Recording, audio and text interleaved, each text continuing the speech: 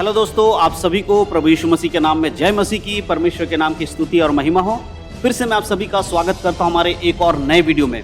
दोस्तों, आज के समय में बहुत सारे लोग प्रभु यीशु मसीह को छोड़ रहे हैं। जी हाँ दोस्तों, बहुत सारे लोग प्रभु यीशु मसीह को छोड़ रहे हैं और इसका सबसे बड़ा कारण जो है आज बनता चला जा रहा है वो है खुद परमेश्वर के दास लोग। जी हाँ, आज के समय में बहुत सारे ऐसे पास्टर और दास लोग हैं जिनके काम की वजह से बहुत सारे मसीह विश्वासी प्रभु यीशु मसीह को छोड़ रहे हैं। आज के समय में बहुत सारे ऐसे पास्टर्स हैं जो कि कलीसिया में फूट डालने का काम कर रहे हैं, विश्वासियों को आपस में लड़ाने का काम करते हैं, जिसकी वजह से एक अच्छा विश्वासी भी यीशु मसीह को छोड़कर चला जाता है। तो आज के वीडियो में मैं आपको कुछ ऐसी बातें बताने वाला हूं जो सच में आज के समय में हो रहा है। इसीलिए बड़े ध्यान से आज के वीडियो को देखें, समझने की कोशिश करें और वीडियो को देखने के बाद अपने मसीह भाई बहनों में वीडियो जरूर शेयर करें ताकि और भी लोग प्रभु यीशु मसीह के वचन को समझें, ना कि किसी मनुष्य की शिक्षा पर चले। तो वीडियो को शुरू से लेकर अंत तक देखें और बड़े ध्यान से देखें। तो चलिए देर नहीं करते, आज की वीडियो को शुरू करते हैं। दोस्तों, जैसे कि परमेश्वर का वचन पवित्र बाइबल, उसका अगर हम लूका रचित सुसमाचार 17 अध्याय को पढ़ते हैं, उसके एक आयत में कुछ बातें लिखी, वहां लिखा है, फिर उसने अपने चेलों से कहा, हो नहीं सकता कि ठोकरें ना लगे, परंतु हाय उस मनुष्य पर जिसके कारण वे आती हैं, यानी कि ठोकर आती है। परमेश्वर कहता है हो नहीं सकता कि किसी को ठोकर ना लगे। अगर किसी को ठोकर लगता है तो ऐसा हो सकता है, संभव है, लेकिन हाय उस पर जिसके कारण ये ठोकर आया है। देखिए, सबसे इंपॉर्टेंट चीज, हमें किसी के लिए ठोकर का कारण नहीं बनना है। यदि कोई गलत है तो उसकी गलतियों को दिखाइए, लेकिन किसी के लिए ठोकर का कारण मत बनिए। आप ऐसा कुछ मत करिए जिसे देखने के बाद, जिसे सुनने के बाद, जिसे समझने के बाद कोई व्यक्ति आपको देखकर प्रभु यीशु मसीह को छोड़ दे और ये कहे अगर ऐसा व्यक्ति यीशु का फॉलोवर्स है तो हमें यीशु मसीह को क्यों फॉलो करें, क्योंकि ये यीशु का फॉलोवर्स होकर अगर ऐसे हरकत कर सकता है तो हम यीशु मसीह को छोड़ देंगे।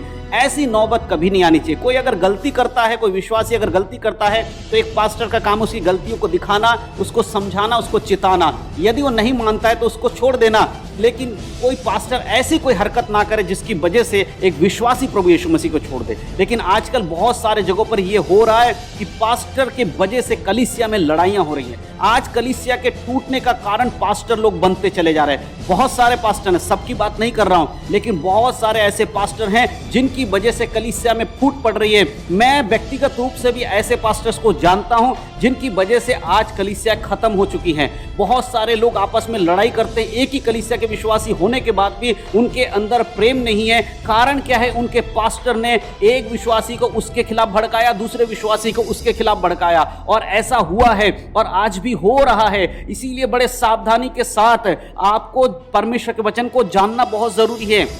यदि आप परमेश्वर के वचन को नहीं जानेंगे, परमेश्वर के वचन को नहीं समझेंगे, तो आप भी ऐसे झूठे पास्टरों के चक्कर में आकर अपनी आत्मिक जीवन का नाश कर देंगे। जी हाँ, कोई भी मनुष्य की शिक्षा पे ना चले। पास्टर परमेश्वर नहीं है। याद रखिए, आज बहुत सारे लोग पास्टर्स को परमेश्वर की पदवी देना शुरू कर चुके हैं। उनका कहना यह है कि चाहे कुछ भी हो, हमारा पास्टर गलत नहीं हो सकता। ऐसा नहीं है जी, पास्टर को भी शैतान भरमा सकता है। शैतान चुने हुओं को भी भरमाएगा, बाइबल इसके बारे में बताती है। यदि आप बाइबल के वचन को जानते हैं, यदि आप बाइबल के शब्दों को, आपके जीवन बाइबल का शब्द है, आपको पता है कि कहाँ क्या लिखा है, कैसे परमेश्वर बात करता है, ये सब अगर आपको पता है तो आप धोखा नहीं खाएंगे, नहीं आप ठोकर खाएंगे। इसीलिए आपको जानना बहुत जरूरी, क्योंकि आज बहुत सारे पास्टर लोग ठोकर का कारण बन रहे हैं। विश्वासी से ज्यादा आज पास्टर के कारण कलीसियाएं टूट रही हैं।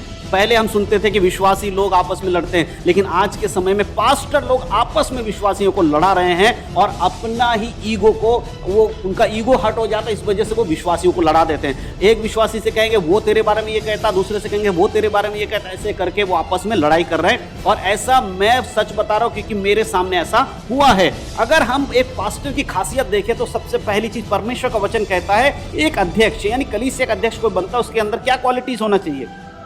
अगर हम उसमें पहले तीमुथियुस की पत्री 3 अध्याय को पढ़ेंगे और साफ रीति से लिखा हुआ है, 3 के 1 में लिखा है, यह बात सत्य है कि जो अध्यक्ष होना चाहता है वह भले काम का इच्छा करता हो, भले काम का इच्छा करता हो। लेकिन ऐसे पास्टर्स भी आज मौजूद हैं जो भले काम का इच्छा नहीं करे वो आपस में लड़ाई करवा रहे, एक दूसरे विश्वासी को लड़ाई करवाए, ये कोई भला काम नहीं है। यीशु मसीह ने कहा था कि मेल कराना है, परमेश्वर का पुत्र इस जगत में मेल कराने आया था, लेकिन आज उनके नाम से कलीसिया चलाने वाले यीशु मसीह के जो सेवक अपने आप को कहने वाले मेल कराने की बजाय झगड़ा करवा रहे हैं, लड़ाई करवा रहे हैं। हो सकता है कि आपके साथ भी ऐसा हो रहा होगा, हो सकता है कि आपके आसपास किसी के साथ हो रहा होगा। इसीलिए वचन पे, अपने वचन के ऊपर ध्यान दीजिए। वचन में क्या लिखा है, कोई मनुष्य आपसे क्या कहता है उससे ज्यादा आपको वचन पे ध्यान देना है। देखिए, हर एक पास्टर बुरा नहीं है, हर एक अध्यक्ष बुरा नहीं है, आप जानिए, क्योंकि बहुत सारे जंगली पौधे भी हैं, अच्छे बीज में जंगली पौधे भी हैं। मैं सब पास्टर के बारे में नहीं कह रहा, बहुत सारे अच्छे पास्टर हैं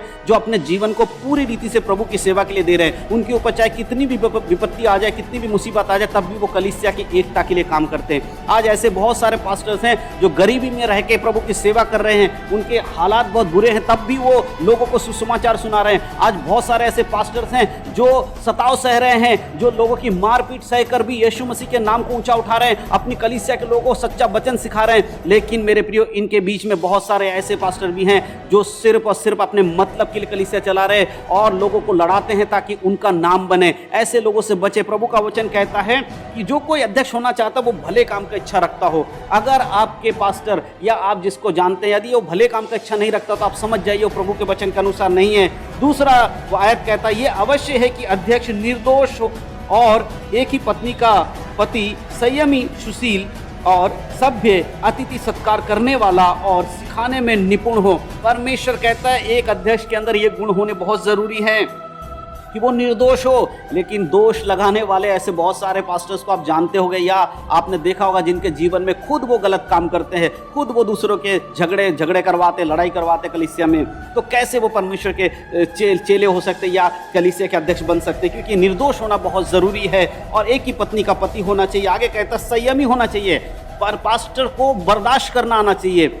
बहुत सारे ऐसे पास्टर को मैं जानता हूं जिनके बारे में अगर आप कह देंगे कि पास्टर जी आपके अंदर ये कमी, आपको ऐसा नहीं करना चाहिए, वो बर्दाश्त नहीं करते, वो आपके ऊपर इल्ज़ाम लगाकर आपके ऊपर मारने तक के लिए चढ़ जाते हैं, यहाँ तक कि धमकी देने लगता है आपको कि आप मुझे कैसे बोल सकते हो। बाइबल कहती है उसे संयमी होना चाहिए, सुशील होना चाहिए, सभ्य होना चाहिए, अतिथि सत्कार करने वाला होना चाहिए। कलीसिया के लोगों का अतिथि सत्कार कर, कलीसिया के लोगों के सत्कार करने वाला होना चाहिए। बहुत सारे पास्टर्स ऐसे भी हैं जब कलीसिया के लोग उसके पास मदद मांगने के लिए, प्रार्थना के लिए जाते हैं तो उनसे बड़े बदतमीजी से बात करते हैं, उनको डांट कर कहते हैं तुम्हारा जीवन ही गंदा है तो कितना ही प्रार्थना कर लो, तुम्हारे जीवन में कुछ नहीं होने वाला। अरे सही बोल रहे हैं आपकी, वो लोग तो अन्य जाति में हैं, वो तो प्रभु को जानते भी नहीं है, इसीलिए उनको पता ही नहीं। वो आप तो प्रभु को जानते हो, फिर आप उनको पर इस तरह की बातें कर क्यों उनको आप नीचा करते हैं जिसकी वजह से वो यीशु मसीह को छोड़ देते हैं। ये परमेश्वर का वचन कहता है। आज बहुत सारे जगहों पर ऐसा हो रहा है, बहुत सारे पास्टर्स हैं जो ऐसी हरकत कर रहे हैं जिनकी वजह से कलीसिया में फूट पड़ रही है। जिन कलीसियाओं को मैंने अपनी आंखों से बढ़ते देखा है, आज उन्हीं कलीसिया के आपस में भाईचारे जो एक ही साथ बैठकर एक ही जगह आराधना करते थे, लेकिन आज के समय वो अलग अलग हो गए, एक दूसरे से वो बात नहीं करते क्योंकि पास्टर ने एक दूसरे के मन में ऐसी फूट डाली है कि वो आज भी एक दूसरे से बात नहीं करते। जी हाँ, बिल्कुल मेरे सामने की बात मैं आपको बता रहा हूँ। बहुत सारे ऐसे विश्वासी को मैं जानता हूँ जो एक ही चर्च में थे, एक ही कलीसिया में थे, लेकिन पास्टर की वजह से जब उन दोनों की लड़ाई हुई तो वो नहीं बात करते। एक भाई बोलता है कि पास्टर ने मेरे को तुझसे बात करने के लिए मना कर दिया। आप सोचिए कि पास्टर कैसा होगा जो एक विश्वासी को दूसरे विश्वासी से, एक चर्च के लोग को दूसरे चर्च के लोगों से बात करने के लिए मना करता है, क्योंकि उसे पता है कि अगर ऐसा करूंगा मेरी पोल पट्टी खुल जाएगी। मेरे दोस्तों, आज के समय में ये बहुत ध्यान रखना है, अगर कोई व्यक्ति आपके मेल कराने के बीच में आता है, आपके अंदर फूट डालता है, वो प्रभु की ओर से नहीं है। बड़े ध्यान से जिस कलीसिया में आप जाते हैं, कोई बात नहीं, अच्छी बात है, आप अच्छी कलीसिया में जाते होंगे, लेकिन बाइबल को पढ़ें, उसके हिसाब से जांचें, हर आत्मा की प्रतीति ना करें, आत्माओं को परखें। इस पतरुस इसके लिए कहता है हर आत्मा की प्रतीति ना करें परंतु आत्माओं को परख लीजिए। हर पास्टर सही नहीं है, लेकिन हर पास्टर गलत भी नहीं है। बाइबल पढ़ें, बाइबल के अनुसार जांचें, सही क्या है गलत क्या, उसके साथ चले। ऐसा ना हो कि आप ठोकर खाएं और प्रभु से दूर हो जाएं। ये बात आपको समझनी होगी। यीशु बहुत जल्दी आने वाला है। अपने जीवन को परखें, सच्चाई के साथ चलें और हर किसी के साथ मेल के साथ रहें। सबको जय मसीह की। God bless you.